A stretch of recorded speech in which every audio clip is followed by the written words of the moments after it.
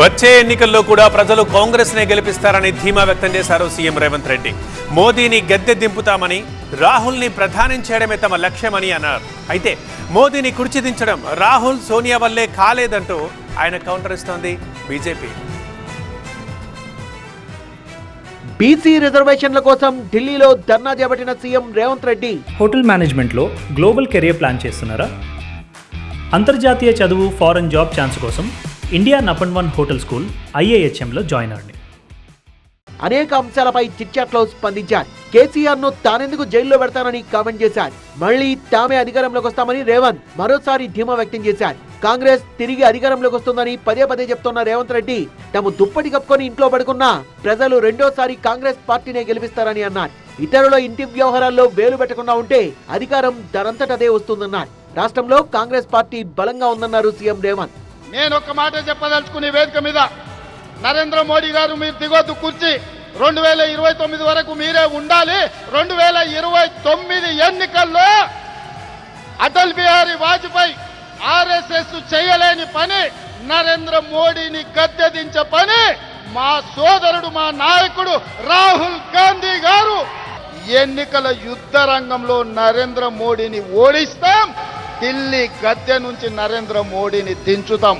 CM Revanth వ్యాఖ్యలకు counter ఇచ్చింది BJP. ధైర్యం ఉంటే రేవంత్ స్థానిక ఎన్నికలు నిర్వహించాలని డిమాండ్ చేశారు ఆ పార్టీ శాసనసభ పక్ష నేత మహేశ్వర్ రెడ్డి.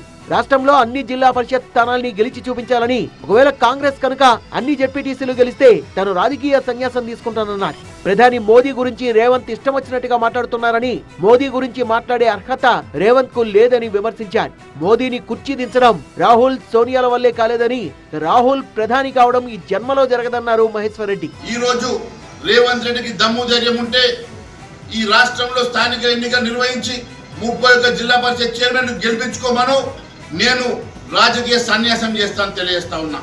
ఈ ఏడాది డిసెంబర్ వరకే రేవంత్ సీఎం గా ఉంటారని, స్థానిక సంస్థల ఎన్నికల తర్వాత రేవంత్ సీటు నుంచి దిగిపోతారన్నారు మహేశ్వర్ రెడ్డి. కొత్త ఏడాదిలో రాష్ట్రానికి కొత్త సీఎం ను చూస్తామన్నారు. గతంలో చెప్పినా మళ్ళీ చెప్తా ఉన్నాను, మీరు డిసెంబర్ లోపు తెలంగాణలో ముఖ్యమంత్రి మారబోతున్నాడని చెప్పడానికి సంకేతం ఇదే.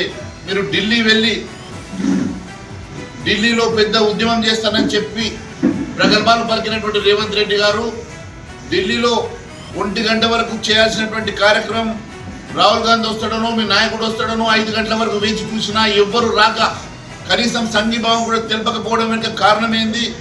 ఈరోజు నీ నాయకత్వంలో ఉన్నటువంటి లొసుగులన్నీ కూడా తేట తెల్లమైంది, బట్టబయలైనవి. ఈరోజు మీ ఎమ్మెల్యేలే చర్చించుకుంటా ఉన్నారు. ముఖ్యమంత్రిని హైకమాండ్ విస్మరిస్తుందని, ముఖ్యమంత్రిని హైకమాండ్ పట్టించుకోవడం లేదని, ముఖ్యమంత్రిని ఖచ్చితంగా త్వరలో మారుస్తారని చెప్పేసి మీ ఎమ్మెల్యేలు మాట్లాడుకుంటున్న మాట వాస్తవం కాదా? రాహుల్ కి రేవంత్ ఎంత భజన చేసినా సీటు కాపాడుకోవడం కష్టమే అన్నారు మహేశ్వర్ రెడ్డి.